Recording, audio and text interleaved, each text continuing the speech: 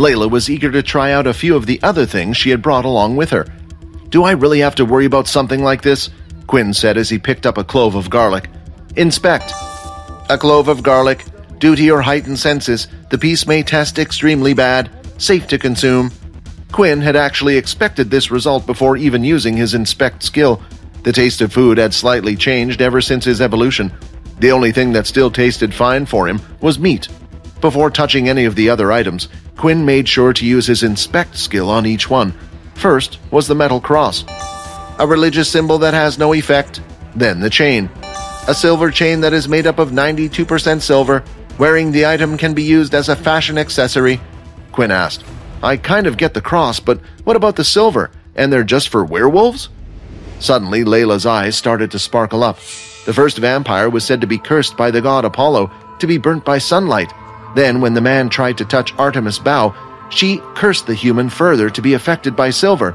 Layla explained, "Then with the cross, vampires have always been seen as workers of the devil, a creature that needed to suck blood to live, and of course God, in the eyes of many, is a fighter of evil, and the cross is a symbol of the god. The only vampire weakness it seems you have so far is sunlight, although I have to admit that's a pretty big one. Do you feel like you're not getting older yet?" "What?" Quinn said, confused. "How would I even know? It's only been a few days." Then a dreaded thought had entered Quinn's mind. If it was true that he would no longer age, did that mean his appearance would stay the same as it did now? Would he look like a young teenage boy for the rest of his life? With the test over, it was time for the two of them to head back to their dorm rooms. But when he entered the room, once again neither Vorden or Peter was there. He couldn't help but shake the feeling that these new friends of Peter weren't actually friends of his, and was wondering what to do. On Monday morning, they were to attend a morning class with their teacher, Dell. The three of them sat in the back of the class as usual, while Layla sat at the front, with Aaron by her side. "All right, class, I have an important announcement to make. The preparations for your first portal outing have been completed. It's time for you kids to go explore the universe a bit more." They were often used to travel to other planets. The technology was obtained when humanity managed to take down their first Dalki ship and discovered a portal inside. In today's world, there were generally 3 different groups of people who had and owned portals. The military was the first group. Next were private corporations. They usually had powerful originals backing them. Many of these companies would also form a faction, a group of powerful travelers, just for exploring other planets. And lastly was the group known as Pure, a group that didn't believe in the use of abilities. There were 3 types of portals, each different in color. There was green, orange, and red.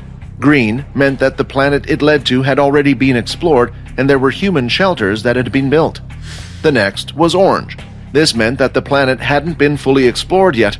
There were some shelters in place, but the level of the beast could be too high in certain areas, or they just hadn't explored everywhere yet.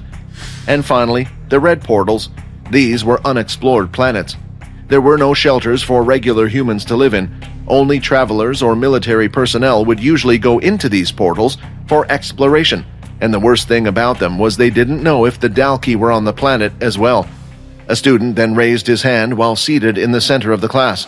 "What about the beasts that were discovered on those planets? Will we learn about them?" "For now, that's all you need to know about the portals. Yes, this also led us to discover beasts on these planets, and they are what we use to create our beast weapons. But you will be told more detail about that when you arrive," Dell explained. "Now for the important part. The portal expedition will take place next week, but before even that, you will be required to form your own team of 5. The same student once again raised his hand, and Dell had a look on his face like it was starting to get annoying. "Do you know where we will be going?"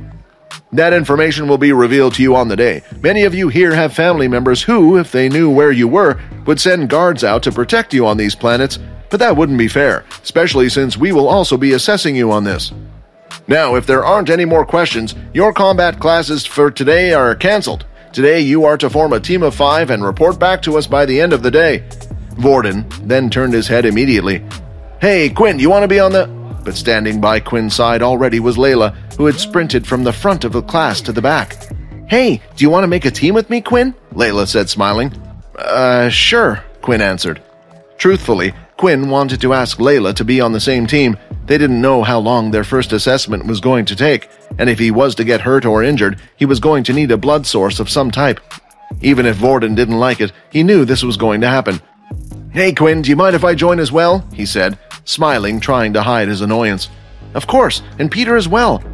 Peter's face was a little shocked at hearing the sound of his name, and at the same time his feelings were confused.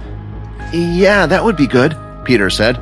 Then, when the others were just thinking about who the fifth member should be, Aaron had approached Vorden, of all people in the room.